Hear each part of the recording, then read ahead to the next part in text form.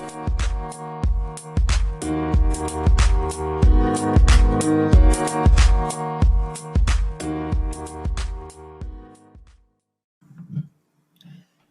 guys, thank you for tuning in to another episode of the Fitness Experiment podcast. This is episode 10 of season 2. We're just cranking them out. This week, Jesse and I have another special one for you guys. We're going to talk about some of the differences between training and competition, but also this idea of earning the right to compete. Now, we've talked a little bit about this before, but of course, this is something entirely new and different from last time we discussed this. So a lot of new ideas this time. But one thing that came up is this word really of sacrifice. So are athletes willing to make the sacrifice? And I'm not going to get into that about what that means too much right now because you're going to find out. But we talk about how training, sometimes too much training, can impair your progress in sport, whether that be the sport of functional fitness, other sports. We also talk a little bit about how nutrition should change depending on whether you are in training or competition or the different time of year. I think you guys are going to dig this one because we kind of touch on a lot of different topics. It's going to help you guys become better athletes, or if you're a coach, have better athletes. So there's a lot of value in this particular episode, in my opinion. If you guys dig this episode, let us know. We love hearing from you guys. Send us your questions. If you have any requests for future topics or subjects, also please let us know. And a rating or a review goes a long, long way as well. Help bump us up on the charts and get this out to as much people as possible. So we would really, really appreciate if you could do that as well. But that's it for now. I'll stop blabbing. You guys are going to enjoy this episode. Let us know if you have any questions, please. Enjoy the show. Hey guys, welcome back. Thanks a lot for tuning in. Today, Jesse and I are going to talk about some things around training versus competing. So kind of the idea of earning your right to compete. I would say that especially holds true for the functional fitness CrossFit arena, but we'll definitely also link that to other sports because I think it kind of, in some instances, clashes with that. Maybe some other instances agrees with that. So I think, and then other than that, we'll talk a little bit about maybe how your nutrition and lifestyle should change a little bit. Again, depending on whether you're training or competing. So I guess another way of thinking about that too is off season, in season. Right. Yeah. And I think that'll lead us down a bunch of different topics. Yeah.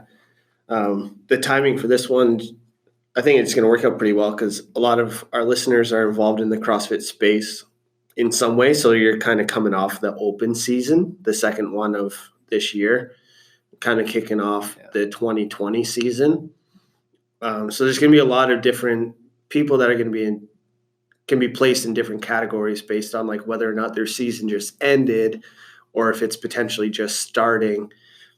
I'm not going to get too much into like the highest level because I think that's such a small demographic that, and I don't think it would be of benefit for them because they're already going to know what I'm going to say because they're already in that spot. And if they're in that spot, they have a coach who is also telling them that stuff. So I'm going to focus more on the people that, like, for the most part, their competitive season is just finished, being the Open's done now. So, like, what do I do moving forward?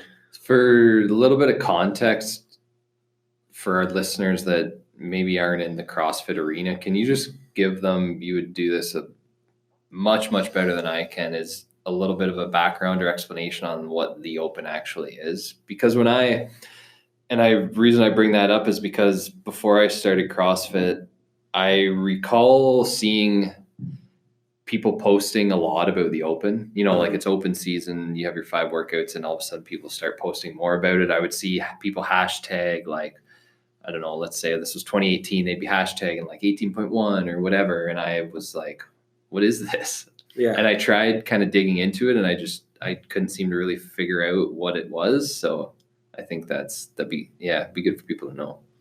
Yeah, that's definitely, it's kind of confusing explaining it to people that aren't involved in CrossFit. It is. It's so funny. But so the Open essentially, well, now officially is the start of a competitive CrossFitters season.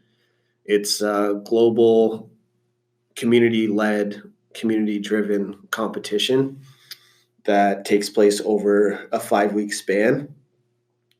The idea from a competitive standpoint is to pre-qualify the athletes that could potentially move on to the next stage of competition, which used to be a regionals competition where you would compete in different areas of the world. So say it's changed so much over the years, but just to simplify things, say it's Canada East. So that would be a competition. Then there'd be one in, say, Australia, and then another one in South America, and so on. So you get the different regions of the world.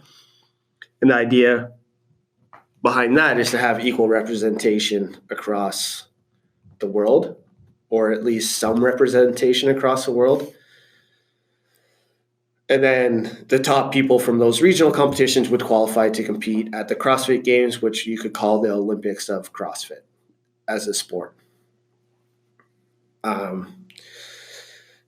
It's funny to even talk about this stuff right now, and I'm pausing in between all my sentences because my wheels are spinning so much. It's like I'm kind of removing myself a little bit from that idea of that is the sport of fitness's season, because I'm so focused on creating something better and working in an organization or alongside an organization that's going to legitimize the sport, the way that the sport of functional fitness, the way that the brand of CrossFit has come up very short in doing. Yeah. That makes sense. But that's the idea. So the Open, again, it's the start of that for the CrossFit community. One workout a week gets announced Thursday night at 8 p.m. You have until Monday night at 8 p.m. to do the workout and submit your score online. So the coolest part about CrossFit as a brand and the CrossFit Open is that you as a average gym goer, or maybe somebody who's just coming out of an on-ramp program, you get to do the same workout as the best CrossFitter in the entire world. So the connection between athlete and other athletes and hobbyists and professional athletes is now like interconnected. They have something common. Whereas in other sports, you wouldn't necessarily get the chance to be on the same field, in quotations, as the people that you idolize or the people that you watch do the sport professionally. So that's the one thing that I think is really, really cool. There's a worldwide leaderboard. And now, like, there's so many different intricacies with the leaderboard that you could make it whatever you want to. You can make a leaderboard with your friends. So it's cool in that sense. Once the workout is submitted and your scores submitted, which had to be scored by either a judge or some sort of video submission for legitimacy, which is a whole other debacle. The idea is there, and it's not working, but that's a whole other ball of wax that doesn't even matter for this conversation. Then you get ranked, and if you finish top 20 in the world or you're a national champion, now you get to go directly to the CrossFit Games. So it's now an actual direct qualifier for the CrossFit Games, which again is complete debacle and shouldn't be that way at all. But that's my opinion, and that's it. But I got mine. And then for the rest of us, it's just fun. They do the leaderboard, so you get placed into a percentile. So you could be in like the top 50%, which is super cool. Some workouts you do better than others. So it can be, if approached with the right mindset, it could be a really valuable tool for somebody to use. Yeah. To kind of assess where they're at and where they could use some work. I think the only thing I'll add to that is you can also kind of like use it to assess your progress over the years. So whether that be like comparing how you finished 2 years ago to now, or sometimes they'll also literally repeat a workout. So you can be like, how does my time or my score compare to when I did this workout 2 years ago versus now? So that's a cool aspect.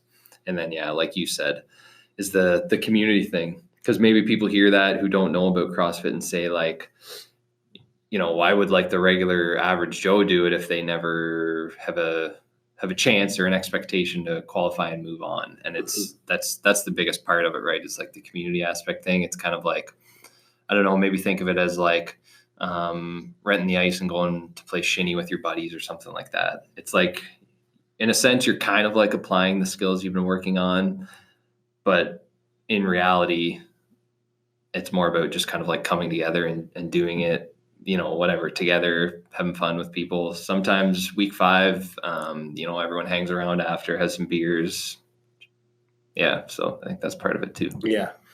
The big focus is it's community based and community driven. I think that should be the focus anyways. Yeah.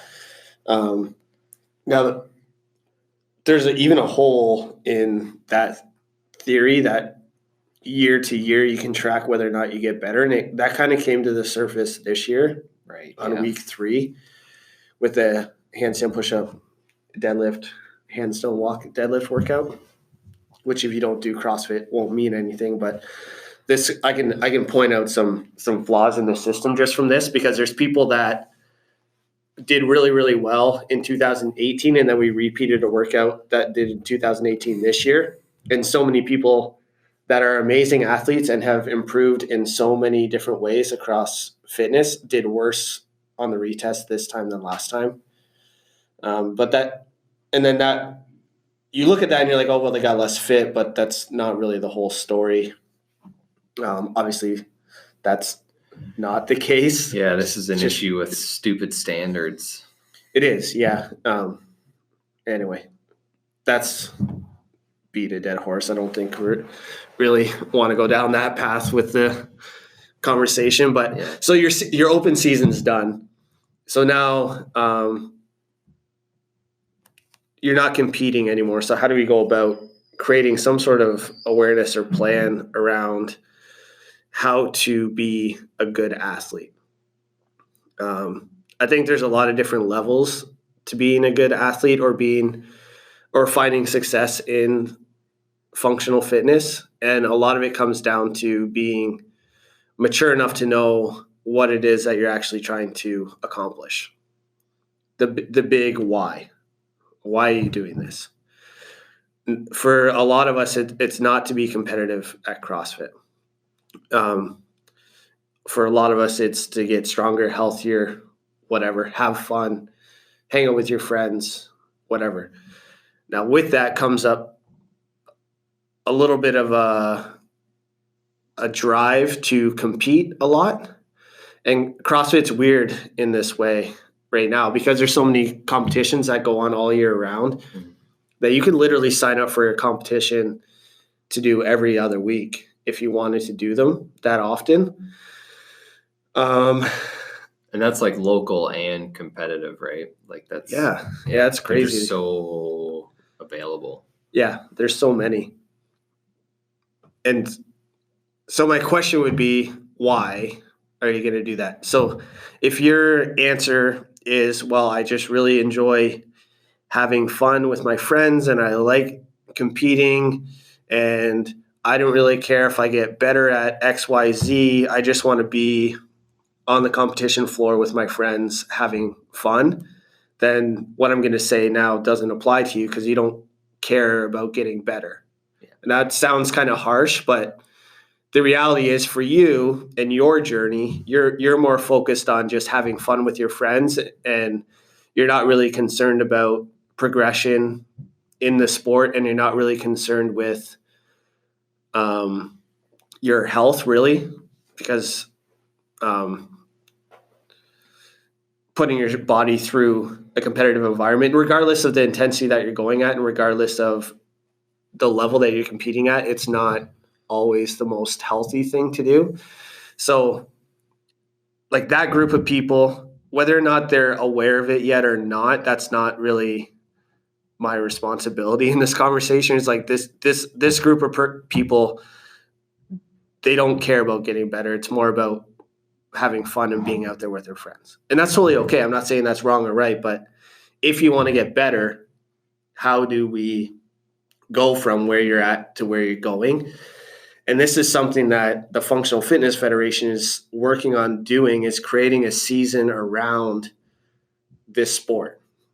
So we like to use hockey as an example, and we've talked about this before in other podcasts about this federation, so I don't want to go too big in detail, but we all know that for a hockey season, there's tryouts, specific cuts. You get divvied up into the team that's at the same level as you. So they have athletes competing against athletes that are at about the same level development-wise.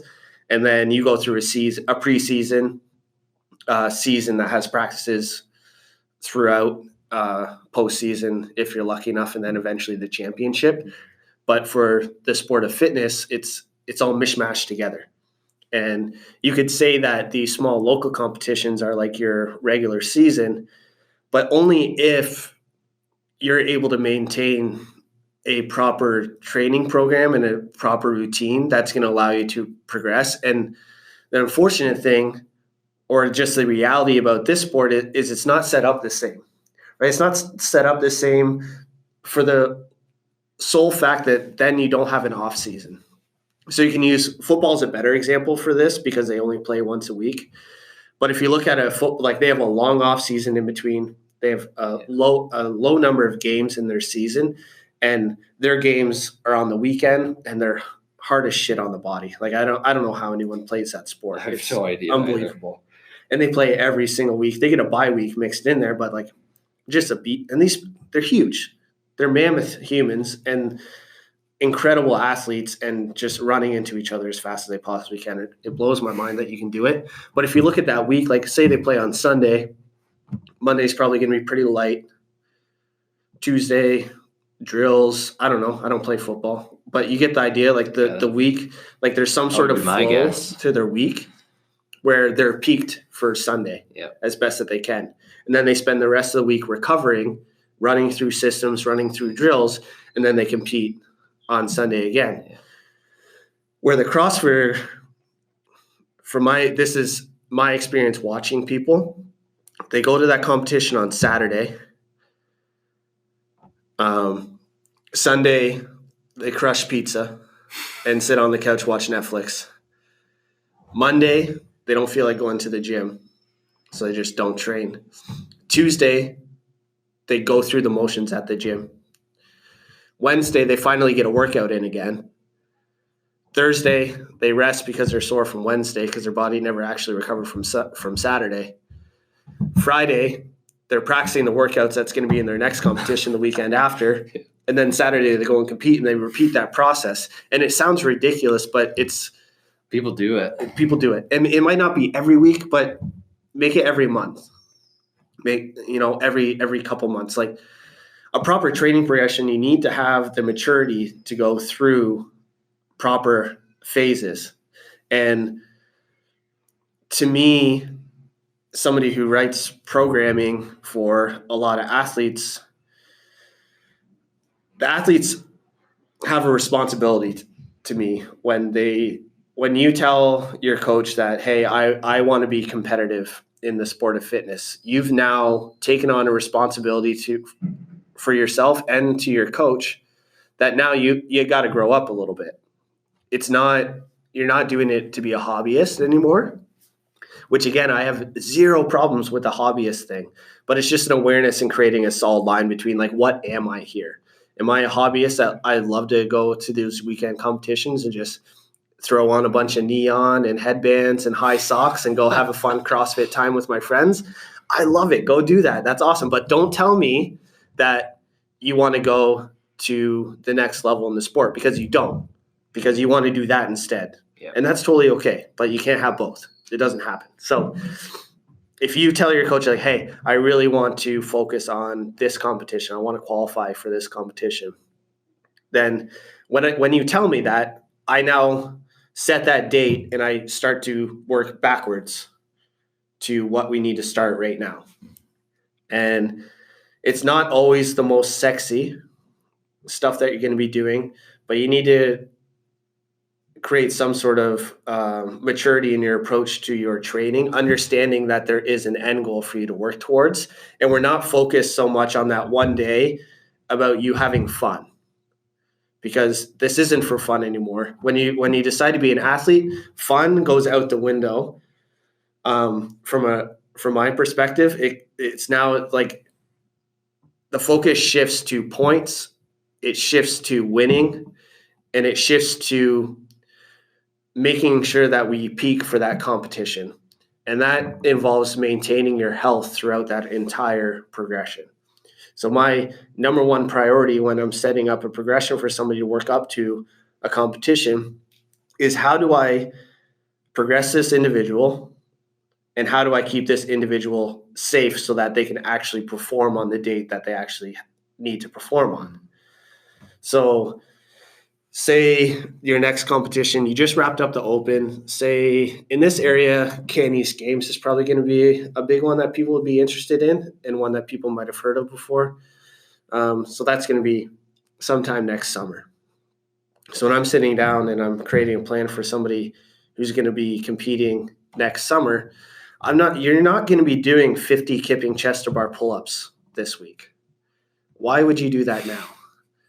I understand that you need to be able to do it on the competition day. I know that. But you need to be able to do it on the competition day. You don't need to be doing that right now. And for some reason, this sport's lost its way with that, where it's like every day is a competition.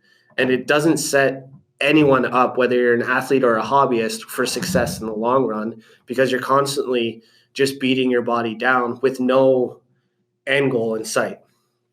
So it's like, if I'm this far out if my athlete's this far out from competition, so say it's 6-8 months, we need to work on weaknesses structurally to make the body healthier. The gymnastic stuff is going to be mostly strict movements. The conditioning is going to be long, slow, flowy. And the strength progressions really start now, because we have so much time to get stronger that you can't waste it. So that's kind of in a long-winded, ranty sort of way, what I'm trying to get across is, like, you need to have a clear path if you want to be an athlete. If you don't want that, then you're not an athlete. Yeah. You're a hobbyist, and that's fine, but you can't have both. And would you say, I know your answer to this, but I just want to kind of hear you explain it. To build strength takes so much longer than it takes to build an engine. Yeah. But the other side of that is, when you look at having an engine, so what we mean by that when we say that is, I mean, basically, like, I don't know, how would you explain that? Being able to perform something efficiently for a long period of time, I guess? Yeah. For CrossFit, for the most part, it's like a density thing, like completing the most amount of work as possible in the least amount of time. Yeah. And so kind of like, quote unquote, it has a conditioning aspect too, right? Like, how is your conditioning? How's your aerobic capacity? Partially. But anyways, the point I'm trying to make is, so you have strength, engine, but if you look at an engine, that's going to be improved by having more strength. That's right. You're not going to improve your strength by necessarily having a bigger engine. So that wasn't really a question, but, like, what are your thoughts on that? Yeah, I 100% agree with you. And the big distinction is, like, your strength helps your conditioning, but conditioning won't help your strength. Right. And if anything, will probably impair it. Right. Yeah. Like, and there's certain things that having a higher aerobic capacity can help with. So things like, what's a good example? Just being able to handle more volume, right? Yeah. And recovery in between max efforts as well. So things like 20.4 was a heavy barbell. Yes. Right. Yep. So there's heavy clean and jerk, so it's an ascending weight. If you have a higher aerobic capacity, your ability to recover in between those heavy repetitions improves, because your body's better adapt to use oxygen for fuel. And it's a faster pathway, a more sustainable pathway, I guess would be a better way to put that. But so in that scenario, the higher conditioning will help strength. but it doesn't mean shit if you're not strong. Yeah. Right? Like, it doesn't matter how conditioned you are. If you get to that 225-pound barbell and you can't lift it, your conditioning is not going to help you lift that barbell. Mm-hmm. Right? So focusing on barbell cycling and trying to do 400 clean and jerks in 4 minutes isn't going to help you increase your 1 rep max clean and jerk. We got to take some steps back, and that's the path for that varies depending on the individual, but the methodology is the same. Is that the priority has to be strength, and that's why for most people, and even at West London CrossFit, like most of our sessions start with our strength stuff, then they go into the conditioning stuff second, not vice versa, because a priority, and we've talked about this ad nauseum in this podcast, is like the priority for the hobbyist and the everyday gym goer and the person who has a health-minded focus, it has to be strength first, because that's the most valuable. We're probably due to do a kind of like a revisit of that soon, I think, because it is such an important topic for absolutely everyone. Because you get into like the sarcopenia and the muscle wasting, the aging. But I totally agree, obviously. Yeah. So that's the part that I see most people struggle with is just having the maturity as an athlete to fucking relax and not worry about so much of like being entertained during your session, because for the most part, usually when you're training to get better at a sport, you're usually focusing on the stuff that you're not very good at, because those are the holes that have to get patched up in order for you to perform better at your next competition. So say off season for hockey, if you're a Connor McDavid level skater, of course you're going to continue skating, but you're pretty good at it already, right? So maybe he would benefit more from filling holes somewhere else. I mean, he's a tough example because that guy is stupid, man. Complete goat, but maybe could he benefit from being a little bit stronger on the skates? Maybe do a little bit more strength training, or not that he's going to take out all the stuff that's made him successful up until this point, but maybe just adding in something like that. Yeah. Does that make sense? So like, totally. If you're a CrossFit athlete and you know your engine's sick, but your next competition is not for 8 months, why the fuck are you doing a benchmark workout right now? Well, I think even hockey, any sport, it doesn't matter which one. I'm 99% certain that they enter their off season, they don't have anything for several months later. Even if their sport is aerobically focused, which you could argue hockey is, soccer is, a certain aspect of football. I mean, any sport that gets your heart rate up, gets you breathing heavy, they're not starting their off-season training by running a 5K 3 times a week. Like they are focusing on strength. They're not even going to worry about wind sprints, running kilometers, et cetera, until, later on. Like they're building the strength first. Yeah. Now with strength training, it can sometimes be, it's always a slow grind, and it's so easy to get distracted by other things that are more fun to do. And I find this time of year is the hardest part. That's a wrong word. It's a challenge sometimes being a coach this time of year, not because it's any harder to coach people, but because it's almost like they see the percentages that they're working at, and they see the volume, and they're like, oh my God, that's so light. That's so many reps. Like, I'm bored. I'm like, this is how it works. Yeah. Like that's a progression, is you start at point A and you work your way through. Skipping any step in there could potentially be a detriment to the long-term development of that athlete. And I'm not going to do that, because I would be doing a disservice to that athlete I would be selling them short. And we've talked about this before. Like, this is part of the problem with templated strength programs, is when you're following percentages based on a template that's like, okay, well, I'm going to write this template. It's 8 weeks long, and this is how the percentages are going to go, and this is how the reps and sets are going to go, and the rest. And all the pieces that go into a strength program. It could be developed by an incredible strength coach, and it could and it will probably work for most people, but it for sure won't be the best. And in almost all cases, it cuts short.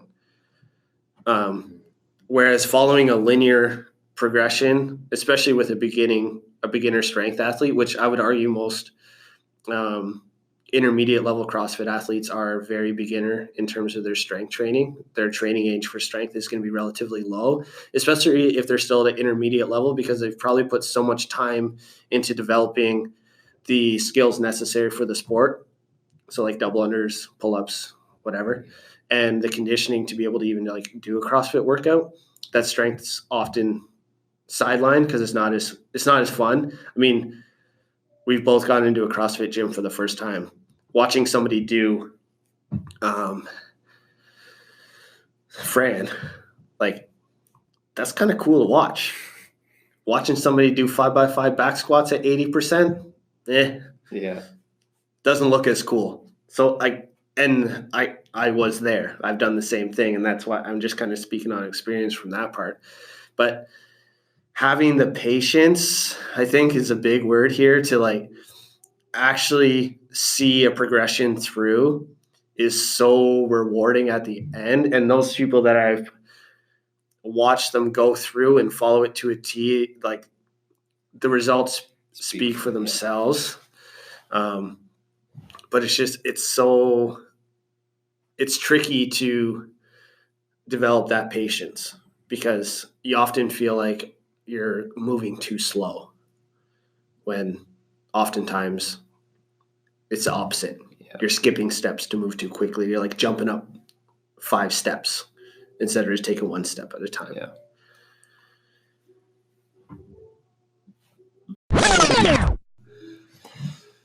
I just wanted to bring up one word that I thought of when you were talking about that, which is basically what you're already talking about, but that's the word sacrifice. Because, again, just to use the example of hockey, like that's one word that always came up. I mean, we would hear, as like a hockey player growing up who wants to go far, you would hear this word get thrown out so often. And it's like, what are you willing to sacrifice? Whether that be like during the season in order for your team to achieve success, a championship, whatever, but also like you as an individual. Mm-hmm. So like a couple simple examples of that would be, think about like a kid in high school or maybe a little bit younger, a little bit older. Like you don't think they're sacrificing things like maybe that is going out with friends. Like they're a young teenager, like going out and partying. They're sacrificing that in order to get to the next level. The other good example I think is, again, you could think like high school age, maybe even college, whatever. Like at some point, if someone is a multi-sport athlete and who's really, really good at them, or maybe not, maybe they're really good at, say, hockey or football and they play, but they're not the best at maybe like soccer, but they really, really love it. Like at some point, the serious athlete has to decide, like, if I am fully committed to this one, I am not going to continue playing that other one. Mm-hmm. So I think the reason I bring that up is because to me, when we talk about like doing excess competitions, I think that just tells me that that person is, well, again, like you said, they're not fully committed clearly because they're not willing to make that sacrifice, sacrifice that will help them get to the next level. Mm-hmm. Yeah. And in a sport like hockey, the sacrifice can also sometimes be knowing what your role is on that team. Yeah, that's a good point. And then it applies the same way to the CrossFit athlete. Like if your role or your goal is to,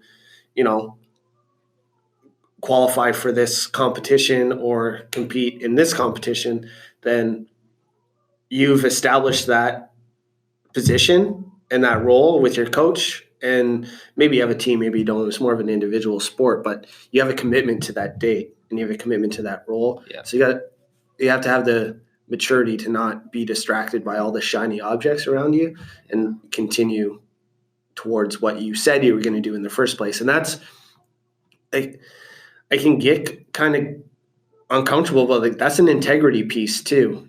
Like if you say you're going to do something and you want to do a specific thing, but your actions aren't in line with what you said you want to do, then your integrity automatically drops.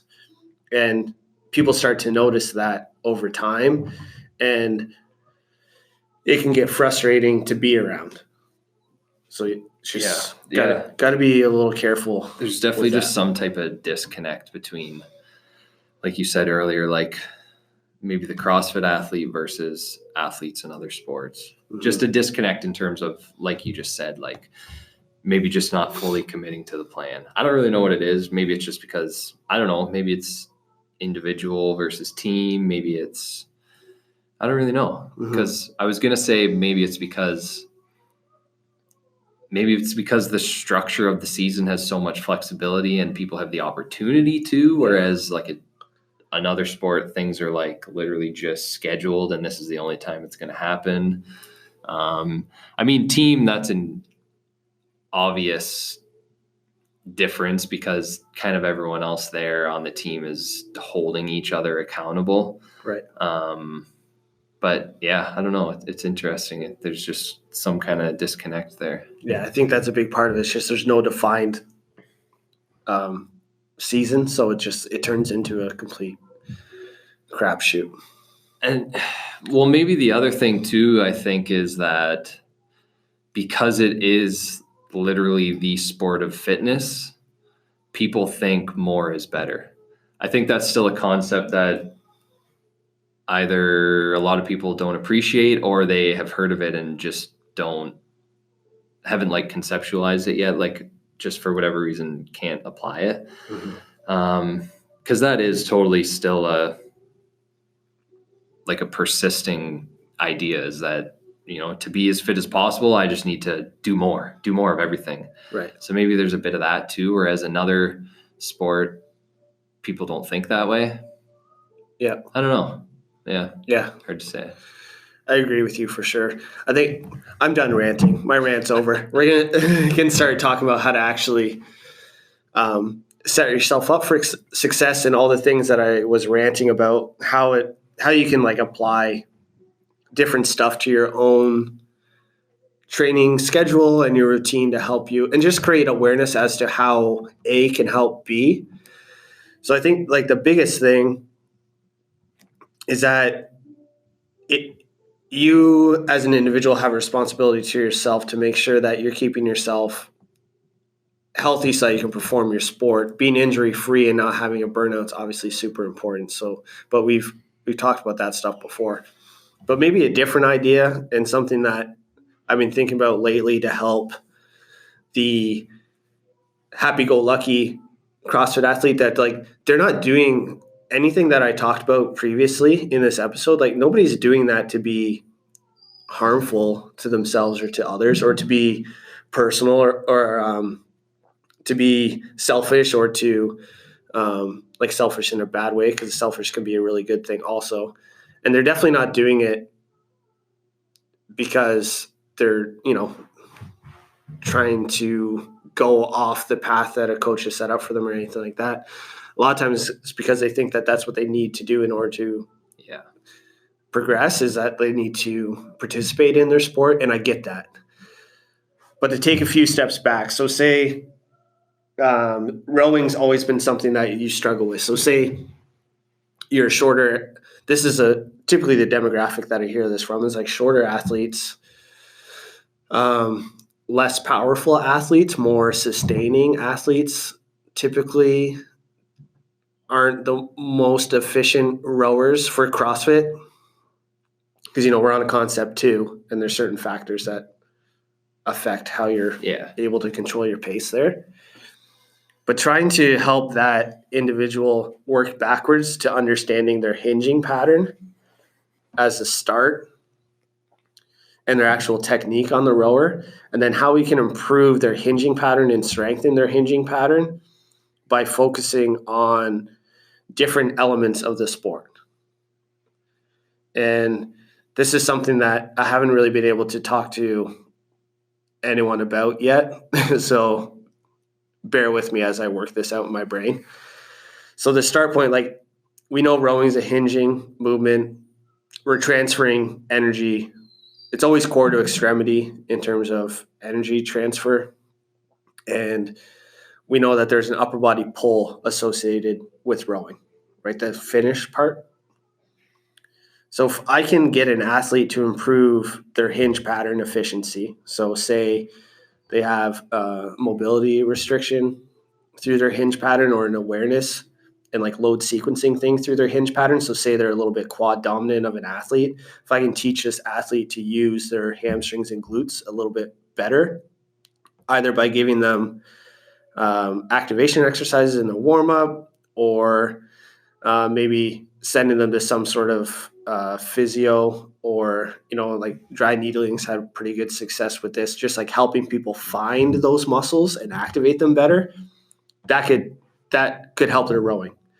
If I can get somebody to increase their 1 rep max pull up, that can help their rowing. If I can help somebody increase their 1 rep max deadlift, that can help their rowing, because they're more efficient in the pattern. That's the fundamental element of that movement.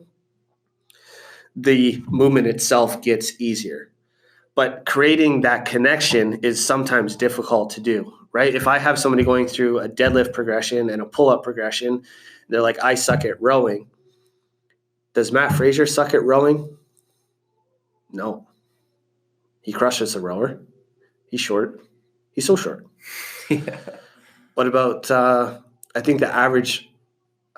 They're all short. Yeah, they post these cool pictures sometimes on, I forget what Instagram does it, but they'll post like average height, average weight of games athlete, male and female. Average male height, 5'7". That's not tall. Women, 5'2", the last one I saw. Wow. They're short. So how are these short athletes competing at the highest level? It's not because they suck at rowing. It's because they're pretty good at it. Yeah, compare some numbers there. They're pretty ridiculous. Yeah, and a lot of times a big difference maker can be the amount of strength that they've been able to accumulate over their training years. Is now they're so strong and so efficient with hinge pattern movements that they can apply it to multiple different environments and get a maximum output or an efficient output because they've mastered the basics of that pattern. It would be the same thing. So that's an example with rowing. Handstand push-ups is another one. Bench pressing. Increasing your 1 rep max bench press will significantly improve your ability to perform handstand push-ups, especially if your close grip bench press can just relatively improve, so to your body weight.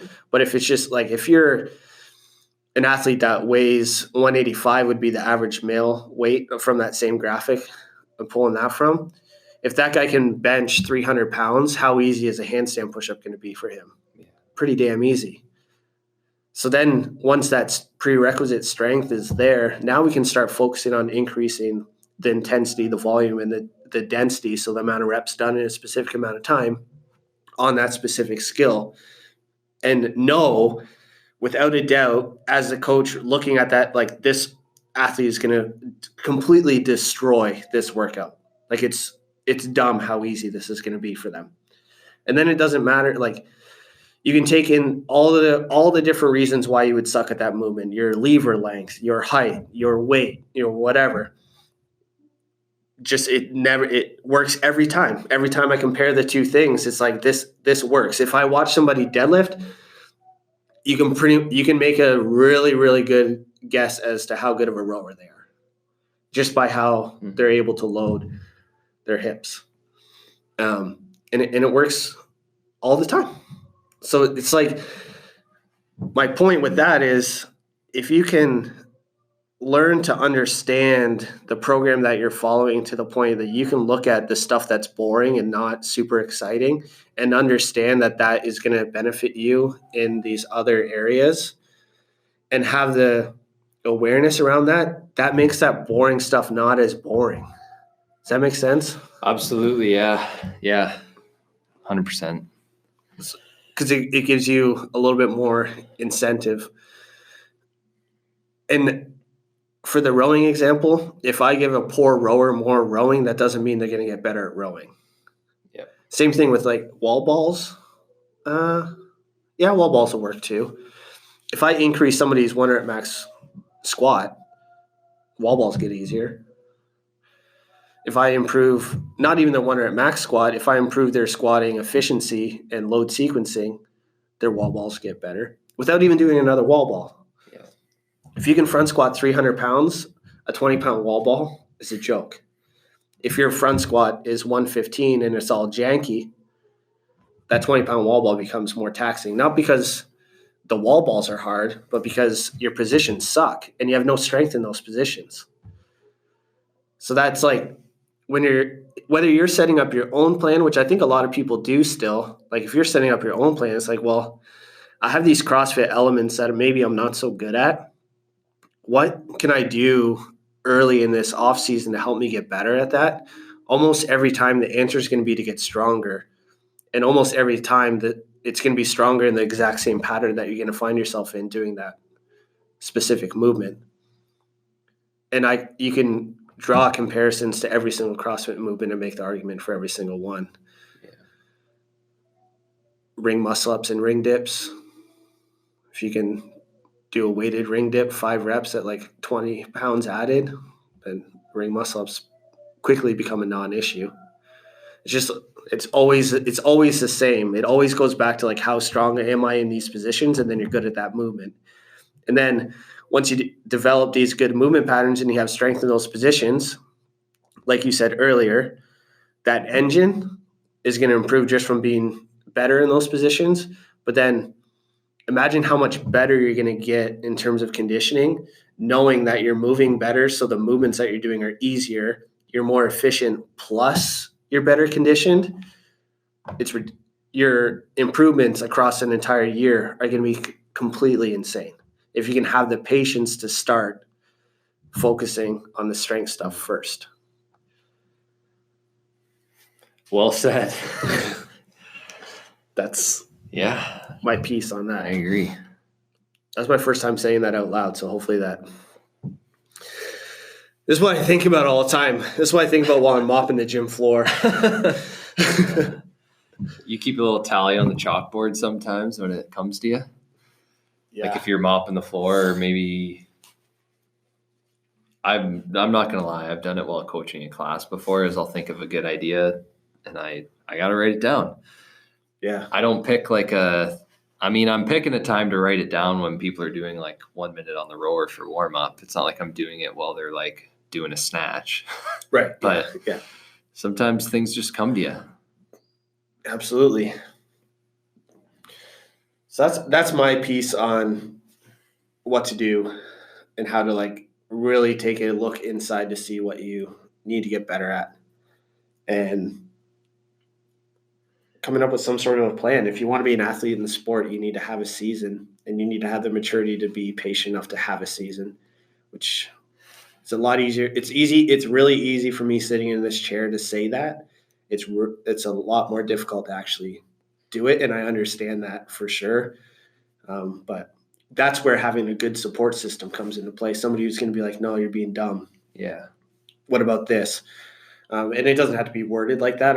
It could be like, oh, well, I thought, like, don't you really want to focus on this? Like, is that that important to you? And then if your answer is still yes, and that's your choice, you're free to do whatever it is that makes you happy. But having people to hold you accountable. Yeah. And be honest in their approach too. I think this kind of goes back to one of our older episodes too that we recorded on goal setting. Yeah. Like I think if people can write out their goals ahead of time, now is the perfect time, off season, write out your end goals, whether it be do good at competition XYZ or just be stronger for life, whatever. And then trace back. You got to draw that path backwards. Like it's one thing to write that goal down, but how are you going to assess that goal? How are you going to get to that goal? Mm-hmm. So I think if people are doing that properly, I think they check all those boxes that you just talked about. Mm-hmm. Like if their end goal is to do good at this competition, well then trace that backwards. In order to do well, I need to improve my biggest weaknesses. Right. Here's my biggest weaknesses. Maybe there's some specific skills. okay, so in order to improve these specific skills, I need to improve my strength in some of these areas that you just talked about. Thus, in order to improve my strength in these specific areas, I need to start a progression for this specific movement or strength, and I need to progress forwards through that one.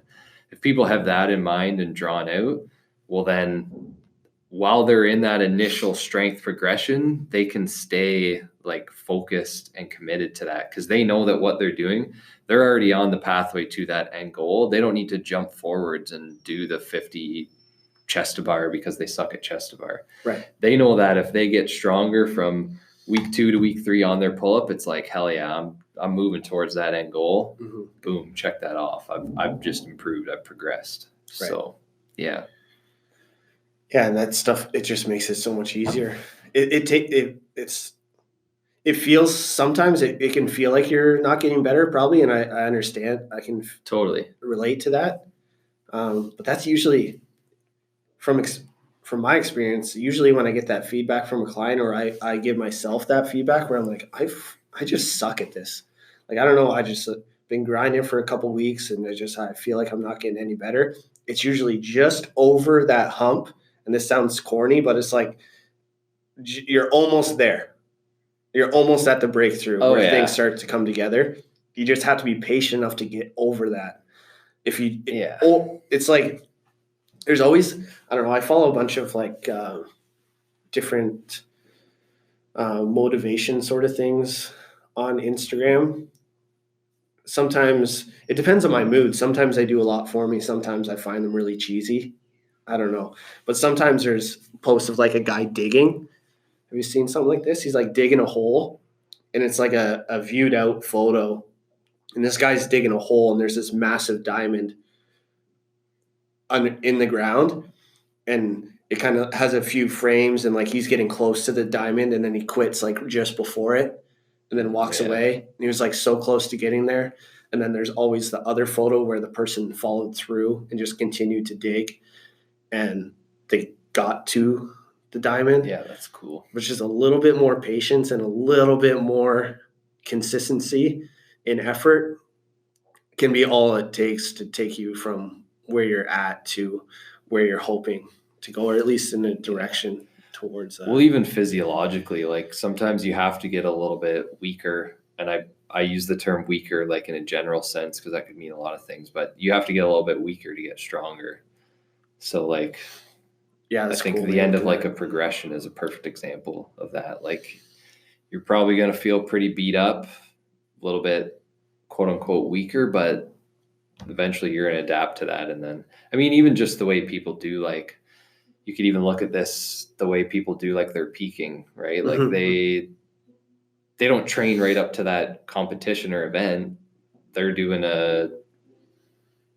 training hard, then they're doing a little bit of a taper where the volume comes down because they just beat the crap out of themselves and they were feeling quote unquote weak in a number of different ways. I can guarantee it towards the end of that, they do that taper deload, whatever you want to call it. And then it's after that where they've had time to rest and recover and adapt. Then boom, that's when they're at their max. That's where that adaptation actually occurs. But you have to allow yourself to take that time in order to have that adaptations occur. Yeah. You can't just keep going and going and going and going. And even like just from a mindset perspective too, I think that's important to know that.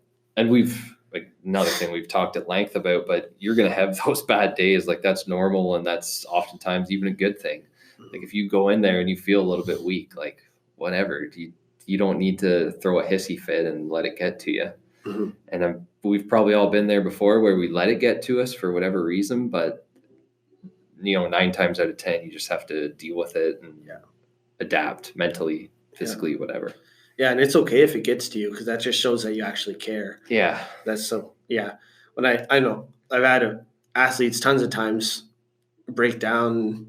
Some people start crying. Some people break down in different ways emotionally, right? So some people like cry. Some people get mad and angry, either directly at me or indirectly, or like with themselves, or they get sad, or they withdraw a little bit. They start not coming or whatever. It happens in all different ways, but to me, that shows that they care. So I like that. Like I'd rather coaching somebody. I'd rather have somebody give me some sort of emotional feedback than not. I have a hard time dealing with emotional responses because I know I'm like, for somebody that I'm coaching, I'm already ahead of where they're at. So I knew that this was going to happen. So I think sometimes I can give off a vibe that maybe I'm being insensitive to their emotions at that time. But it's just that I know that this is a fleeting thing. It's them right now. And it's kind of like, yeah, looking at the progression, it's kind of at that time, it makes sense that, they're feeling this way. And I know like if they can just make it through a couple more days or a couple more weeks, then they're going to be exactly where they want it to be. It's just, so at that time, it's my job to like be a little bit more gentle and not as strict with what they're doing and just like keep slowly nudging them in that direction. Right. Like, so somebody say have something programmed and it's just like mentally they're not there. So they're just not going to do a good job at it. It's like, okay, well, let's do something else and tweak and change things a little bit to get them motivated enough to get going. And then they get that breakthrough and then it all works out. But at the beginning, I wasn't like that. I'd be so much like, no, this is what I have for you. This is the work that you need to get done. There's no other way to do it. And it was wrong. It was just straight up wrong. There's no one way to do anything. And it took me a long time to figure that out. And now I realize I don't know anything at all. So that's frustrating. It's like, that's why grandparents are so bloody smart though, Yeah. because they've gone through all that. Yeah.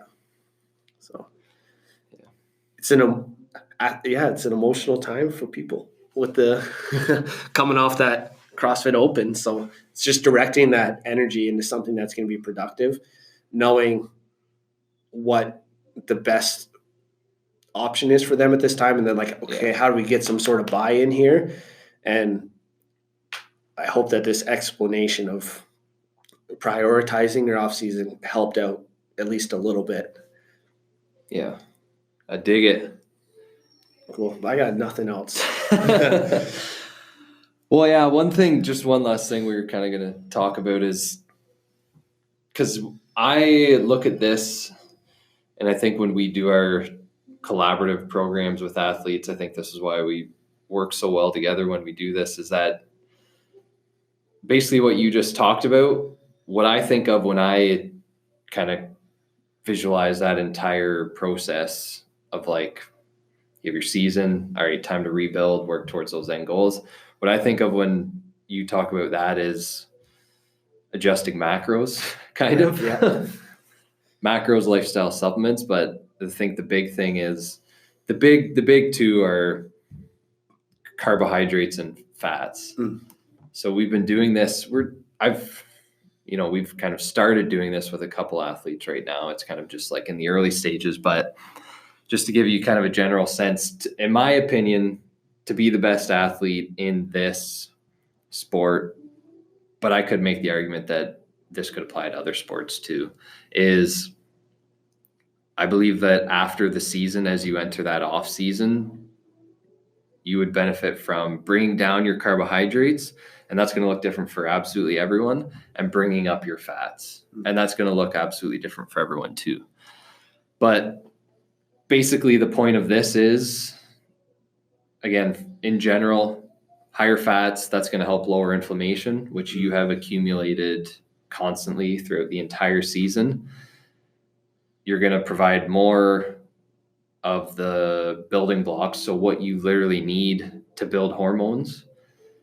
And again, if we have time, we'll get into why that's so important, but I think that's pretty obvious. I mean, if you look at the pathway, and it's a long, long pathway, but if you look at the start of the pathway to build sex hormones, whether that's estrogen, testosterone, it starts with cholesterol. And we can make some of our own, but most of it you get from your diet. So if people are staying high carb going into that off season, their fats are low, well, they're just not getting a lot of cholesterol in. They're just not going to build those hormones the way that they normally could be. The other thing you can look at is basically the athlete's ability to burn fats at higher intensities.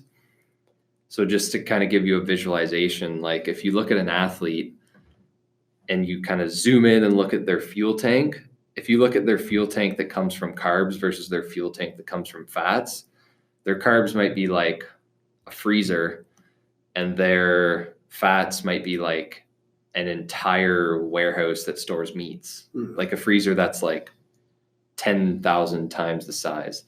Like we can store fats like not infinitely, but just considerably in larger quantities than we can carbohydrates. So like the simple example of this is the study they did. I forget when they did this, but you wouldn't get away with running a study like this now, but they fasted people for 40 days. They burned through that glucose like nothing in the first day or two, and then they were burning fats for the next long while. So what does that mean for an athlete? Because some people probably say, well, who cares? I can just take in carbohydrates. Well, if you are forced to use fat for energy more often, that means that at higher intensities, you're going to be able to stick to burning fat and not have to switch over those carbs.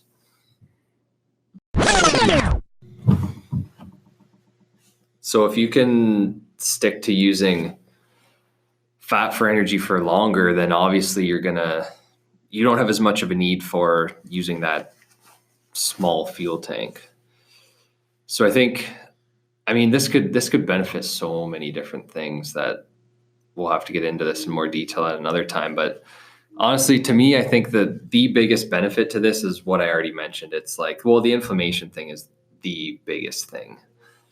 Because, and you can look at that in many different ways. Like if you have some nagging injuries, maybe you have some nagging joint pain, whatever, like all of that is going to prevent you from performing, not only that season, but for the rest of your competitive life, however long that may be.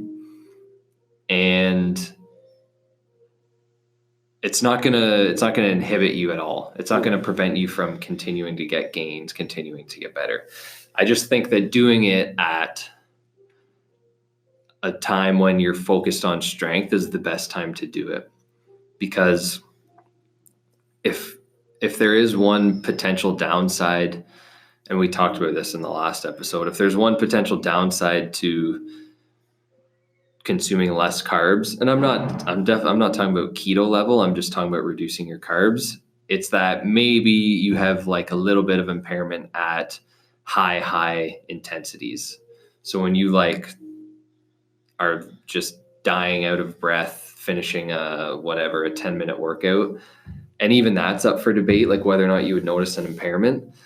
But even if you do, by forcing your body to use more fats during that exact same workout, in the long run, you're getting better. Right. Because you're just improving your efficiency. You're improving your RER, which is your ability to use fat instead of sugar at higher intensities. And that's, like I said, that's beneficial for so many things. And then the other thing, like kind of similar to what I already mentioned, but I see carbs as more of a competition thing. I see fats as more of like a training adaptation thing. And it kind of comes back to, I think, the insulin story too, the insulin and blood sugar thing. And I know a lot of people they'd probably debate me on this, but in my opinion, even these top level athletes, like these CrossFit Games athletes, I don't think it's beneficial is not the right word. I don't think it's their best option for longevity in the sport to be constantly taking in large amounts of carbohydrates. That's my take.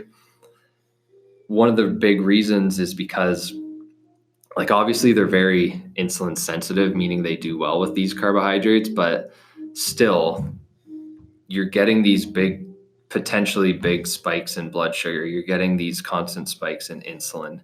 You're never getting all the benefits associated with consistent blood sugar, consistent insulin, which I think, and this for sure, like we need to talk about this at a longer length to go into detail about that. But the last thing I'll say is I did a talk at Herx on the weekend, and one of the things we talked about was hormonal issues. So whether that be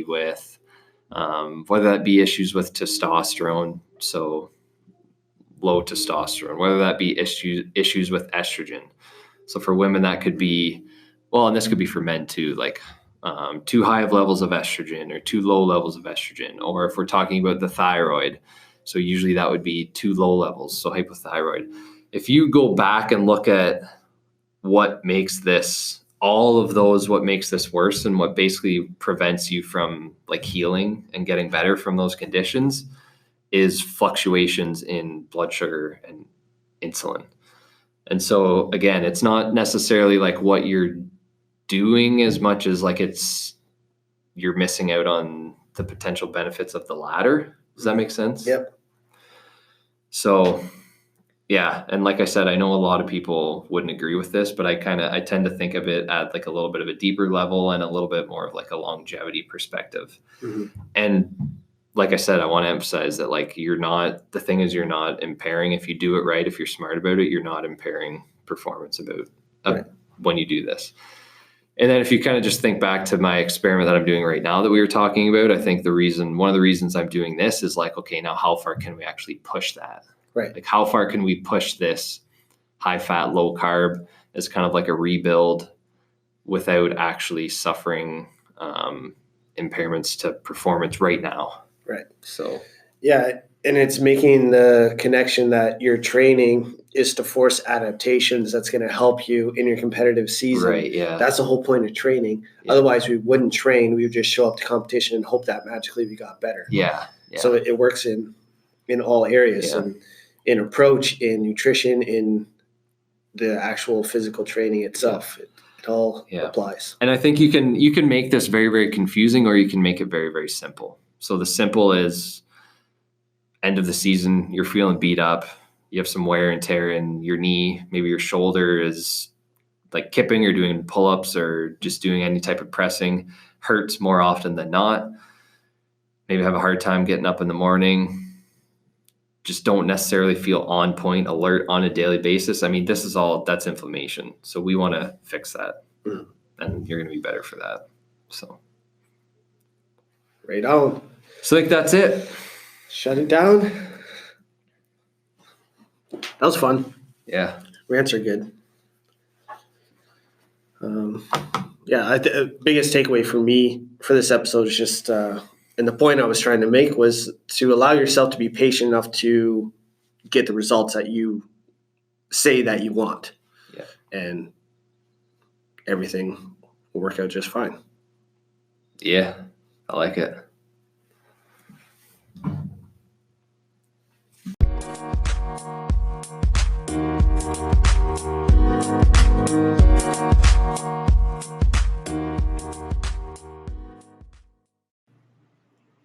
Thanks again for tuning in. I hope you enjoyed today's show. We definitely enjoyed recording this in the new studio, which we're going to keep using. More on that to come. Lots of cool episodes coming up for you guys. As I mentioned last week, we have a couple guests coming up. Some in the world of cannabis. Lots to talk about here. CBD, THC, how it affects mental illness, athletic performance, the whole shebang. A couple coming up on supplements. We're also due for one on strength, building strength, maintaining strength, whether that's male, female, all different ages. A couple repeat guests coming up. I know of two in particular. Not going to spoil that just yet. But lots and lots of guests. So if you guys don't like just listening to Jesse and I ramble on all the time, that's good news for you. So that's it for this week. As always, you know the drill. Let us know if you have any questions, requests, etc., etc. Otherwise, we're really, really thankful for you guys in tuning in. This is why we keep doing this. So have a great week.